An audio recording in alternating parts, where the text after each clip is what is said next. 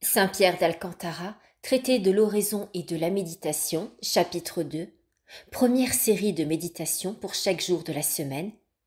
Lundi, méditation sur les péchés et sur la connaissance de soi-même. En ce jour, vous pourrez vous occuper du souvenir des péchés et de la connaissance de vous-même. La première considération vous montrera combien il y a de maux en vous, et la seconde, que vous ne possédez aucun bien qui ne vienne de Dieu. C'est le moyen d'acquérir l'humilité, mère de toutes les vertus. Pour cela, il faut d'abord arrêter votre pensée sur la multitude des péchés de votre vie passée, spécialement sur ceux que vous avez commis quand vous connaissiez moins votre Dieu. Car si vous faites bien cette revue, vous trouverez qu'ils se sont multipliés au-dessus des cheveux de votre tête, et que vous avez alors vécu comme un païen qui ne sait point ce que c'est que Dieu. Parcourez en effet, mais brièvement, tous les commandements et les 7 péchés capitaux, et vous verrez qu'il n'en est pas un où vous ne soyez tombé plusieurs fois par œuvre, ou par parole, ou par pensée. En second lieu, arrêtez votre souvenir sur tous les bienfaits que vous avez reçus de Dieu. Et en parcourant toutes les époques de votre vie, voyez comment vous y avez répondu, car vous devez en rendre un compte exact au Seigneur. Eh bien, dites-moi maintenant, à quoi avez-vous employé votre enfance, et votre adolescence, et votre jeunesse, et tous les jours, enfin, de votre vie passée? À quoi avez-vous occupé l'essence du corps et les puissances de l'âme que Dieu vous donna pour le connaître et servir? Quel usage avez-vous fait de vos yeux, si ce n'est pour voir la vanité? De vos oreilles, si ce n'est pour ouïr le mensonge? De votre langue, si ce n'est pour la souiller en 1000 manières par des jugements et des médisances? Le goût, l'odorat, le tact, à quoi les avez-vous fait servir, si ce n'est à vous procurer des plaisirs et des douceurs sensuelles?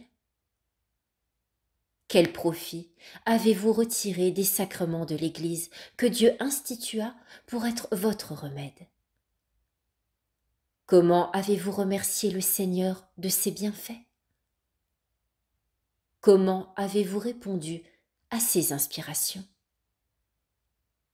À quoi avez-vous employé la santé, les forces, les talents naturels, les biens de la fortune, les excellentes dispositions qui étaient en vous et les facilités que vous aviez pour bien vivre?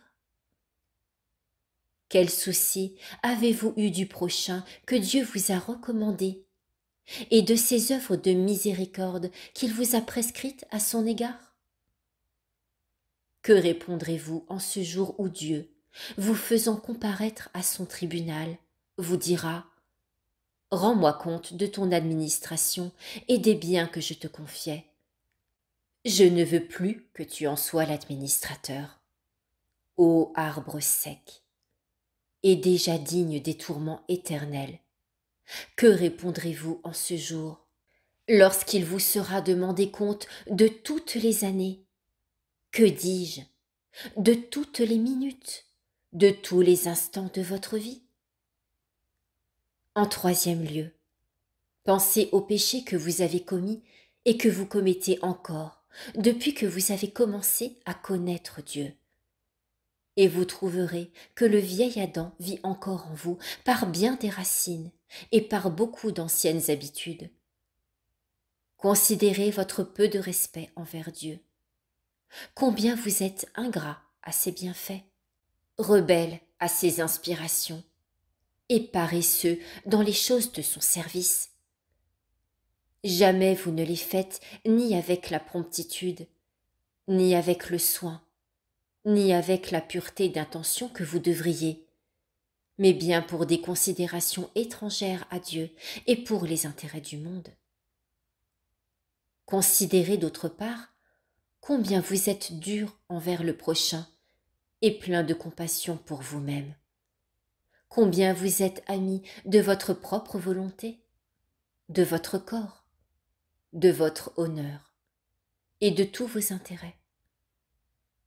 Voyez combien vous êtes encore superbe, ambitieux, colère, emporté, vain, envieux, pétri de malice, esclave de vos aises, changeant, léger, sensuel, ami de vos divertissements, de vos entretiens, de vos rires bruyants, de vos éternelles conversations.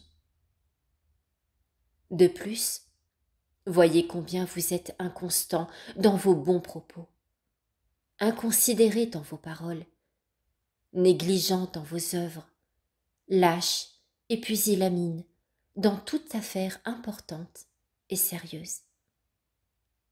En quatrième lieu, après avoir considéré sur ce point de vue la multitude de vos péchés, considérez-en la gravité, afin de découvrir sous toutes ses faces la grandeur de votre misère.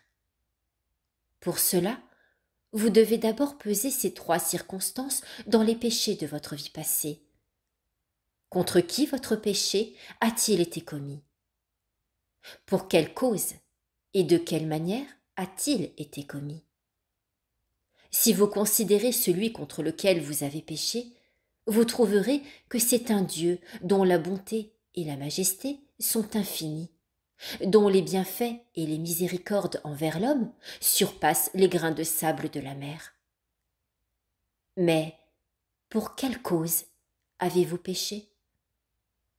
Pour un point d'honneur? Pour un plaisir qui vous ravale au-dessous de la bête? Pour le plus mince intérêt, souvent même sans intérêt? Par pure coutume et par mépris de Dieu? Enfin, de quelle manière avez-vous péché? Avec tant de facilité, tant d'audace, avec si peu de scrupules et de crainte. Quelquefois même, vous l'avez fait avec autant de facilité et de plaisir que si le Dieu outragé par vous était un Dieu de bois, qui ignore et ne voit pas ce qui se passe dans le monde. Était-ce là l'honneur qui était dû à une si haute majesté? Était-ce là la manière de reconnaître de si grands bienfaits? C'est donc ainsi que vous payez ce sang précieux qu'il a répandu sur la croix, et ces coups de verge, et ces soufflets qu'il a reçus pour vous? Infortuné, que ta misère est grande, et parce que tu as perdu, et beaucoup plus encore par ce que tu as fait, et infiniment plus encore par ton insensibilité. Si, malgré tout cela, tu ne comprends pas l'excès de ton malheur. Après cette considération, il sera très utile d'arrêter quelque temps la pensée sur son néant.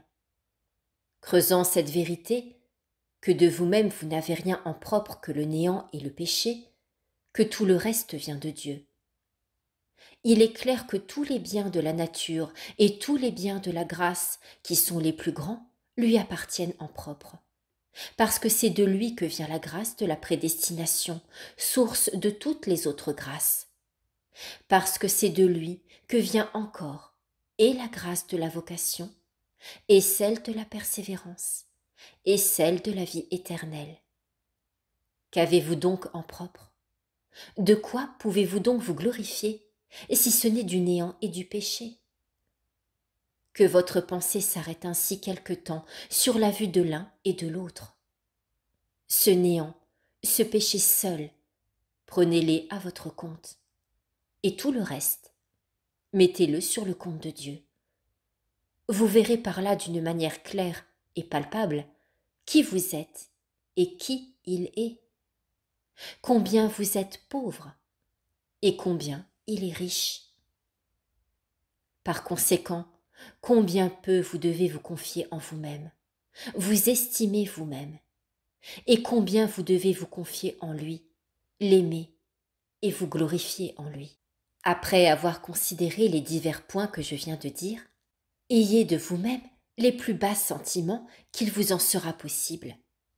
Pensez que vous n'êtes qu'un roseau sauvage, jeté à tous les vents, sans poids, sans vertu, sans rien de ferme, sans stabilité et sans aucune consistance. Pensez que vous êtes un Lazare, mis dans le tombeau depuis 4 jours, que vous n'êtes plus qu'un cadavre infect, horrible à la vue, rempli de vers, en sorte que tous ceux qui passent se détournent d'horreur pour ne pas respirer ces souffles mortels, et pour ne pas voir un si hideux spectacle.